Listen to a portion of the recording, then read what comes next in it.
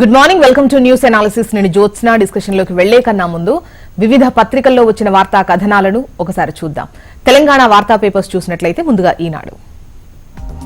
ఇక్కడ మనకు banner ఐటంగా Revanth Reddy Davos పర్యటనకు సంబంధించిన వార్తని హైలైట్ చేస్తూ నిన్న సదస్సు 4వ రోజు సదస్సుకు సంబంధించి ఆయన భేటీ అయ్యారు. ఈ క్రమంలో రైతులకు సంబంధించి రైతులు లాభాల బాట పట్టాలి అనంటే ఎటువంటి నిర్ణయాలు తీసుకోవాలి అన్నదానిపై సదస్సులో మాట్లాడినటువంటి పరిస్థితి. అంటే రైతులకు కార్పొరేట్ తరహా లాభాలు రావాలనేదే మా ప్రభుత్వ లక్ష్యం అని చెప్పేసి అటు రేవంత్ రెడ్డి అంటున్నారు.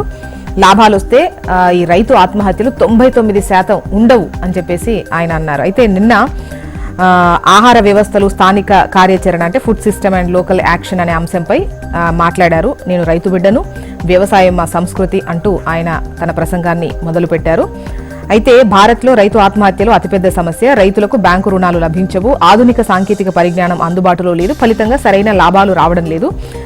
మాది రైతు సంక్షేమ ప్రభుత్వం, తెలంగాణలో రైతులకు అన్ని విధాలుగా అండగా నిలవాలనేదే మా లక్ష్యం అంటూ ఈ వార్తను లాభాల సేద్యమే మా స్వప్నం అన్నటువంటి హెడ్లైన్తో ఈనాడు ఈ కథనాన్ని ప్రచురించింది. ఇక యాదాద్రిపై విజిలెన్స్ అన్నటువంటి హెడ్లైన్తో నల్లగొండ జిల్లా దామరచెర్ల మండలం వీర్లపాలెం వద్ద నిర్మిస్తున్నటువంటి ఈ Yadadri super critical ultra thermal విద్యుత్ కేంద్రంపై రాష్ట్ర విజిలెన్స్ బృందం దృష్టి సారించింది. ఈ ప్లాంటు నిర్మాణం, నిర్వాసితులకు పరిహారం చెల్లింపులు, టెండర్ కేటాయింపుల్లో భారీగా అవకతవకలు జరిగాయని ఇటీవల శాసనసభలో సీఎం రేవంత్ రెడ్డి ఆరోపించిన విషయం మనకు తెలిసిందే.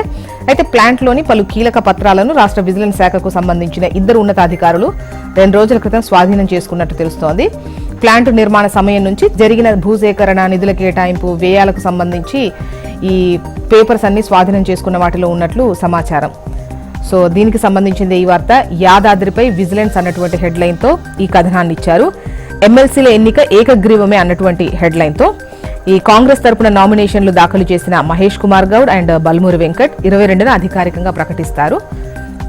నెక్స్ట్ వచ్చేసి 2030 నాటికి విమాన ప్రయాణికులు 30 కోట్లకు చేరుతారు అంటూ మన దేశంలో విమాన ప్రయాణికుల సంఖ్య శరవేగంగా పెరుగుతోందని కేంద్ర పౌర విమానయాన శాఖ మంత్రి జ్యోతిరాదిత్య సింధియా అన్నారు. ఈ 2023లో 15.3 కోట్ల మంది విమానాల్లో ప్రయాణించగా 2030కి వచ్చేసరికి అది 30 కోట్లకు పెరుగుతుందని ఆయన అంచనా వేశారు. ఇక కేంద్ర పౌర విమానయాన మంత్రిత్వ శాఖ ఆధ్వర్యంలో ఈ బేగంపేట విమానాశ్రయం వేదికగా వింగ్స్ ఇండియా 2024 వైమానిక ప్రదర్శన నిన్న ప్రారంభమైంది. దానికి సంబంధించింది ఈ వార్త.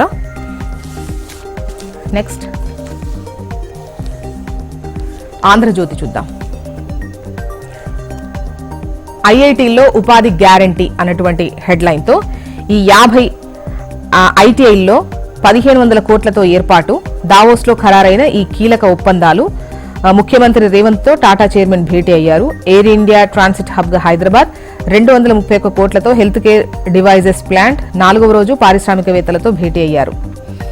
ఇక 10 ఏళ్లలో ఏం జరిగింది, ఆర్ఎండ్బి పనులపై తవ్వకాలు, గత ప్రభుత్వ హయాంలో చేపట్టిన నిర్మాణాలపై మంత్రి కోమటిరెడ్డి నజర్. ప్రభుత్వ ప్రధాన సలహాదారుగా వేం నరేందర్ రెడ్డి అన్నటువంటి ఒక క్వశ్చన్ను ఇస్తూ ముఖ్యమంత్రి రేవంత్ నీడలో బాధ్యతలు, 16 ఏళ్లుగా ఇద్దరి మధ్య స్నేహబంధం, ప్రణాళికా సంఘం ఉపాధ్యక్షుడిగా మండవ, 2 నేతలకు కేబినెట్ హోదా, మంత్రివర్గ సమావేశాలకు మండవ అన్నటువంటి వార్తను హైలైట్ చేస్తూ ఈ కథనాన్ని ఇచ్చారు. ఇక రేవంత్ అదాని అలాయ్ బలాయ్ అంటూ కేటీఆర్ చేసినటువంటి వ్యాఖ్యలను ఇచ్చారు. అయితే ఎన్నికలకు ముందు దొంగ అన్నావు, దావోస్లో ఎలా కలిశావు అంటూ కేటీఆర్ రేవంత్ రెడ్డిని ప్రశ్నించినటువంటి విషయాన్ని ఇక్కడ హైలైట్ చేశారు. కాంగ్రెస్ది దిగజారుడు రాజకీయం అని కేటీఆర్ అన్నారు. ఇక విమాన ప్రయాణికులు 30 కోట్లు అటు 30 క్రోర్స్ అంటూ వార్తను హైలైట్ చేస్తూ 2030 నాటికి ఈ సంఖ్యకు చేరుకుంటాం అని చెప్పేసి పౌర విమానయాన శాఖ మంత్రి నిన్న జ్యోతిరాదిత్య సింధియా ఒక అంచనా వేసినటువంటి విషయాన్ని ఇక్కడ హైలైట్ చేస్తూ ఇచ్చారు. నిన్న బేగంపేటలో వింగ్స్ ఇండియా 2024ను ఆయన ప్రారంభించారు. ఇరాన్పై పాక్ ప్రతీకారం అంటూ సిస్తాన్, బలూచిస్తాన్ ప్రావిన్స్పై వైమానిక దాడులు, 4 చిన్నారులతో పాటు 9 మంది మృతి. యాంటీబయాటిక్స్ రాస్తే కారణం చెప్పాల్సిందే, ఎందుకు అవసరమో ప్రిస్క్రిప్షన్పై రాయాలి. వైద్యులకు కేంద్ర ప్రభుత్వం ఆదేశం. మెడికల్ ఫార్మా సంఘాలకు డీజీహెచ్ఎస్ లేక యాంటీబయాటిక్స్ విచ్చలవిడిగా వాడకంతో ఔషధాలకు లొంగని రోగకారక క్రిములు. అంటే యాంటీబయాటిక్స్ ఎక్కువగా వాడితే ఆ ఇమ్యూనిటీ అనేది పెరిగిపోయి రోగకారక క్రిములు కు అది సరిగా పని చేయట్లేదు, కాబట్టి విచ్చలవిడిగా యాంటీబయాటిక్స్ వాడకూడదు అన్నటువంటి ఉద్దేశంతో ఒకవేళ యాంటీబయాటిక్స్ రాస్తే రీజన్ ఖచ్చితంగా ప్రిస్క్రిప్షన్లో రాసి తీరాలి అని చెప్పేసి కేంద్ర ప్రభుత్వం ఆదేశాలు జారీ చేసింది. అటు వైద్యులకు అదేవిధంగా మెడికల్ ఫార్మా సంఘాలకు కూడా రాసినట్టుగా తెలుస్తోంది లేఖ. నెక్స్ట్ నమస్తే తెలంగాణ చూద్దాం.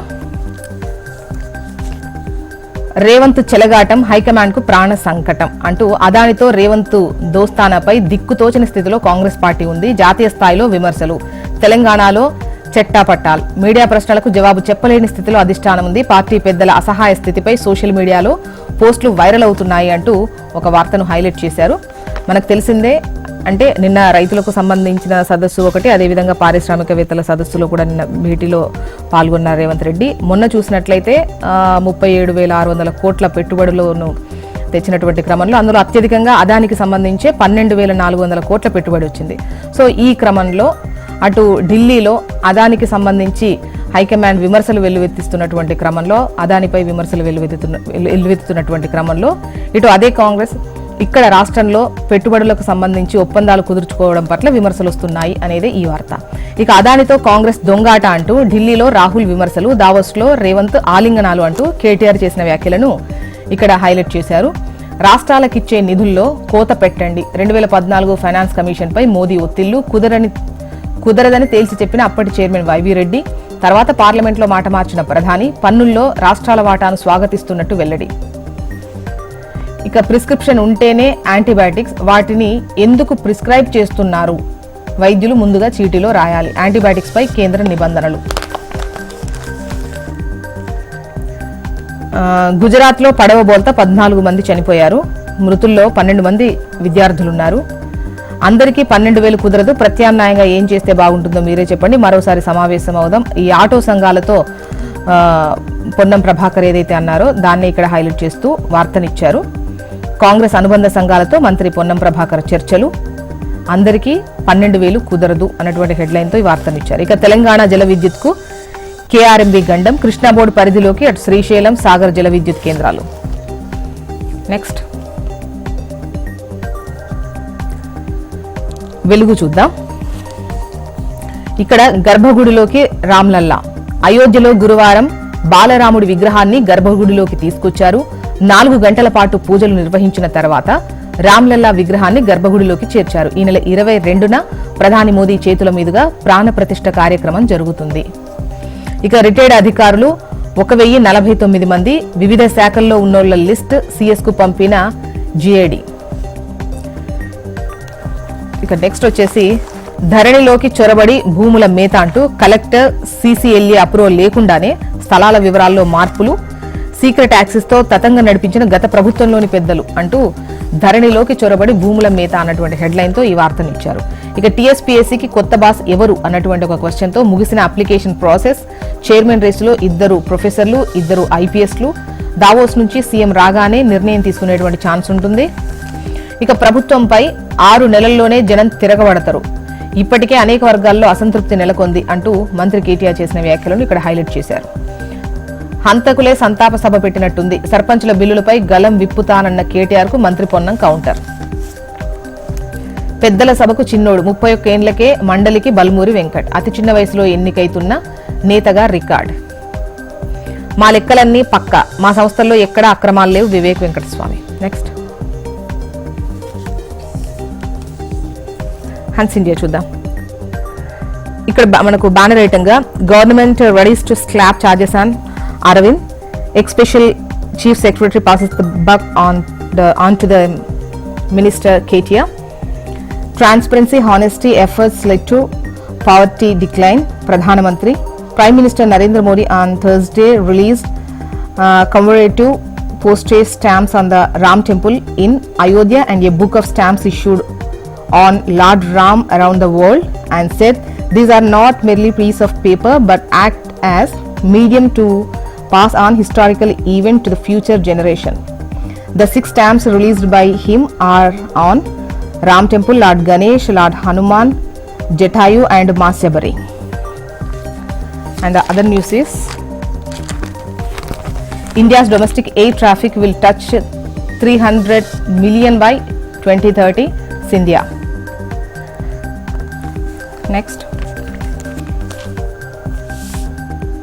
ఇక ఏపీ వార్తా విశేషాల్లోకి ఈనాడు కనుక మనం చూసినట్లయితే దోపిడీ వైకాపా నైజం అంటూ వార్తనిస్తూ సంపద సృష్టి టీడీపీ విజన్, భూ కబ్జాల కోసమే భూభక్షణ చట్టం తెచ్చారు, గుడివాడ రా కదలిరా సభలో చంద్రబాబు, అవినీతి అధికారులు జాగ్రత్త, తిరుపతిలో ఏం జరిగిందో చూశారుగా అంటూ హెచ్చరిక. ఇక గర్భగుడికి చేరిన అయోధ్య రామయ్య మూడో రోజు గణపతి వరుణ పూజలు, అయోధ్య పోస్టల్ స్టాంపులు విడుదల చేసిన ప్రధాని.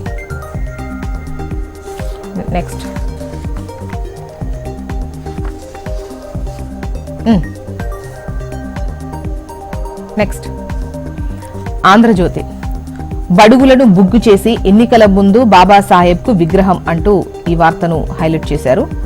ఇక జగన్ కు అధికారం అంటే దోపిడీ, ఇసుక మద్యం మట్టి దోచేస్తున్నాడు అని చెప్పేసి బాబు ఏదైతే అన్నారో గుడివాడలో రా కదలిరా సభలో ఆయన చేసినటువంటి వ్యాఖ్యలను ఇక్కడ హైలైట్ చేస్తూ ఈ కథనాన్ని ఇచ్చారు. నెక్స్ట్ సాక్షి చూద్దాం.